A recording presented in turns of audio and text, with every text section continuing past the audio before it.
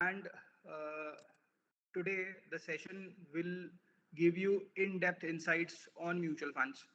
Uh, will tell you, you'll come to know about what are the basics of mutual funds and some insights about the industry also. Today, we have the privilege of having Mr. Vikram with us. He's the head of sales trading for Edelweiss Mutual Fund, and he has spared time from his busy schedule for all of you to take you through uh, the basics of mutual funds. तो जब कोई industry का expert जो actually industry में इतने सारे लोगों को ऑलरेडी ट्रेन कर रहा है, it is your privilege that you guys are able to hear right from him. So,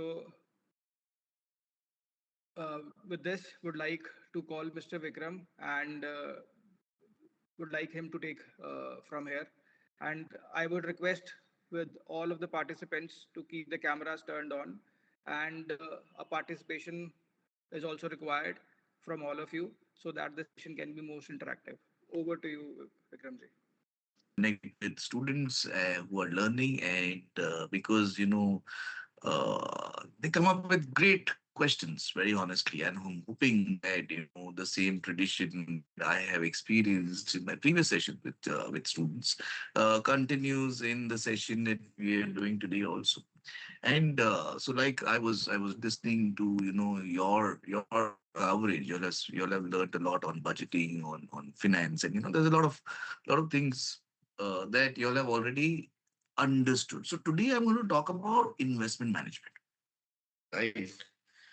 So it's, I think, one of the most important elements for all of us to grow our wealth, right? The right investment into the right asset class over the right period of time is something which is going to help you generate substantially positive alpha in your bank accounts, right? And that is where mutual funds today have become the most easiest and the most dependable, as well as some that instrument which has now a very decently long track record to base your analysis and convictions on.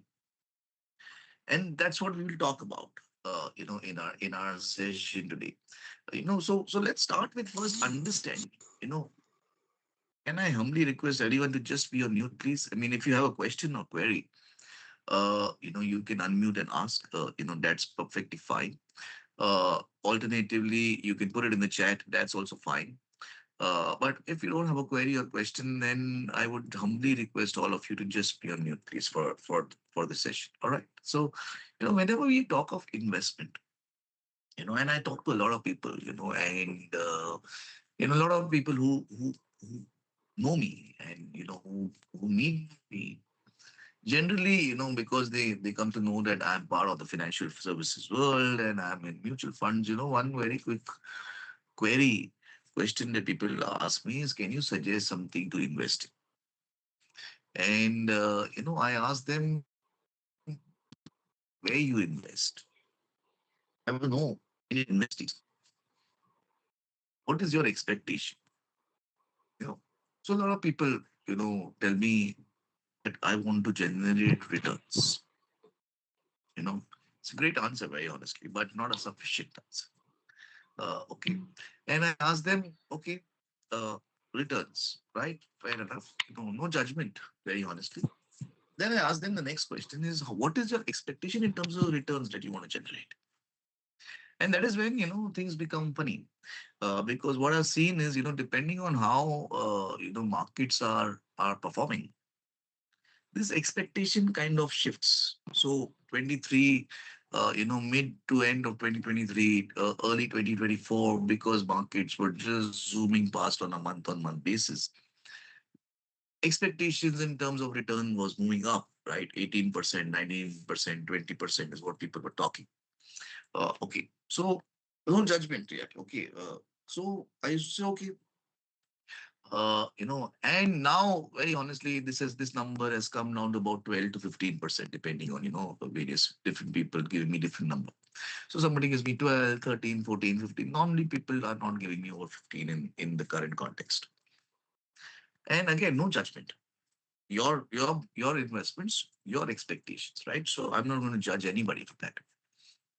And then I asked them, okay, you give me a number like 12, 13, 14, 15. Why this 12% or why this 13% or why this 15%? And that's what actually stumps people. The people start wondering, what am I asking? So, then I tell them, okay, I'll explain to you. You told me that your expectation is this X% return. And I'm asking you, why are you expecting this? So people still sometimes don't understand. And then, I tell them, see, when you're investing, everyone's expectation is that I will make some money. So when I see money in my portfolio, I like it. I love it, right? Wow, I'm making money. But I love it even more when I consume that money. When I will use that money to go on holiday, when I will use that money to buy my next, iPhone, or whatever I may do.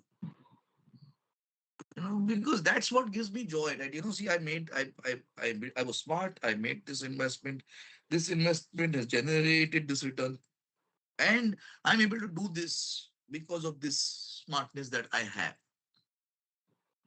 right? And that is what I ask people to first start thinking. Why are you investing?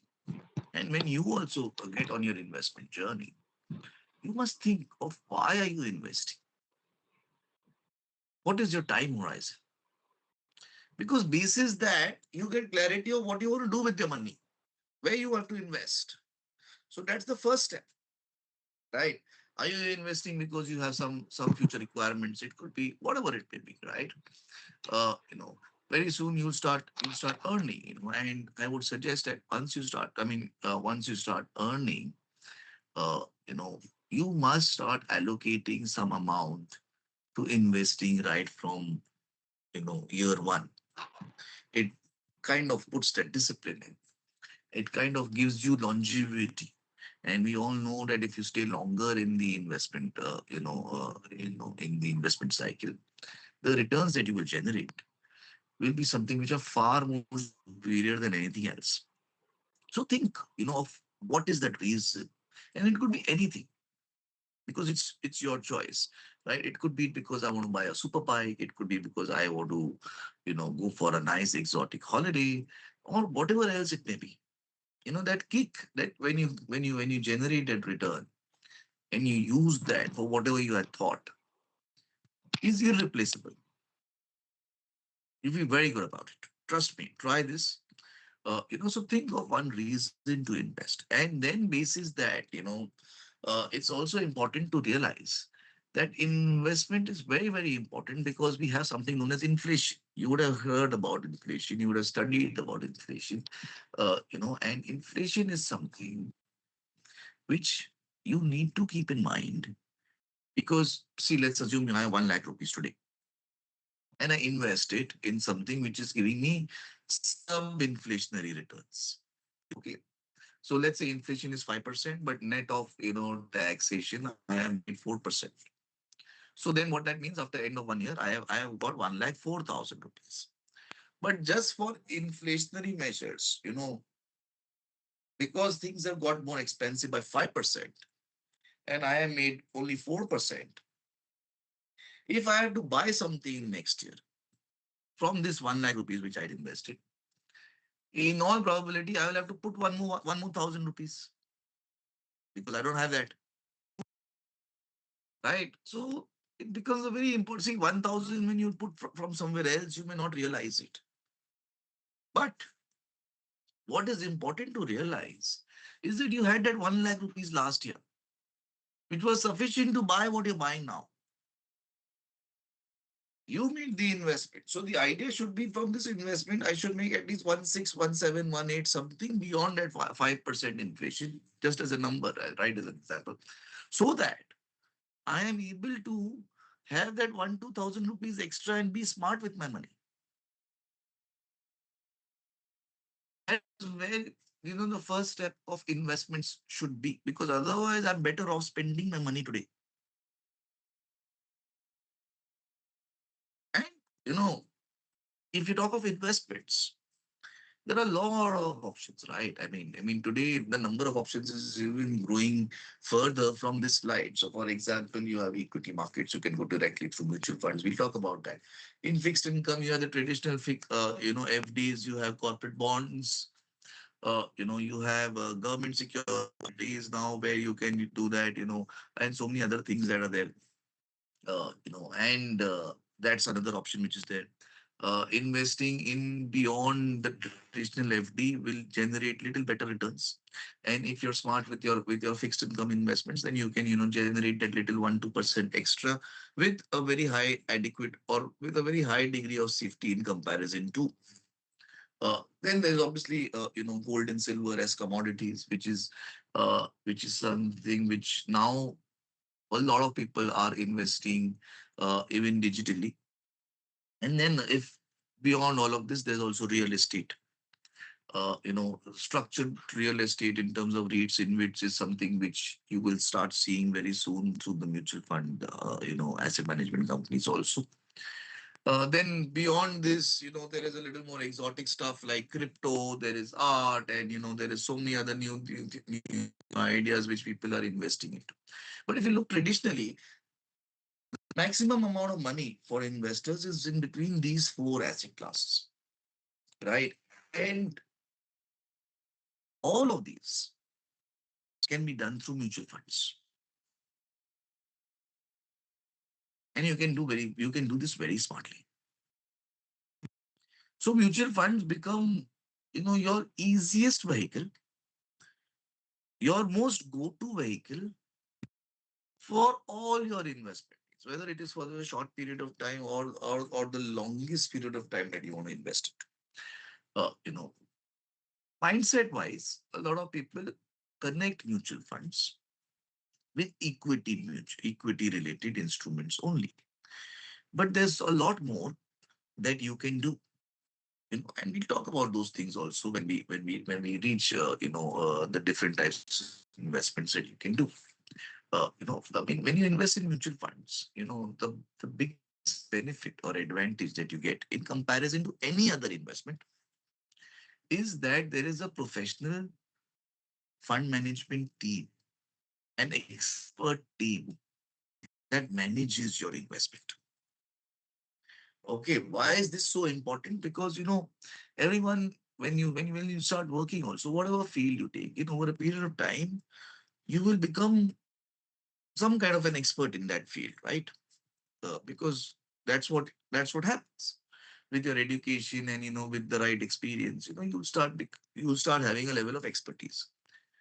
So let's say you are an expert in manufacturing, you know, this type of pen. You know, so you know everything about it. What's the quantity of ink, what's the quality of ink, what's the quality of plastic that you need. So slowly, whatever you're doing, if you're doing marketing, then in marketing you'll become an expert. If you're doing something else, whatever your job is, if you're in administration, you become you become an expert in that stream. Whatever your job is, the fund management team's job is to manage money. It is their job. They'll do it better than anyone else. And that becomes your best bet in terms of letting somebody else who is an expert manage your investments and generate returns for you. So you invest, let the expert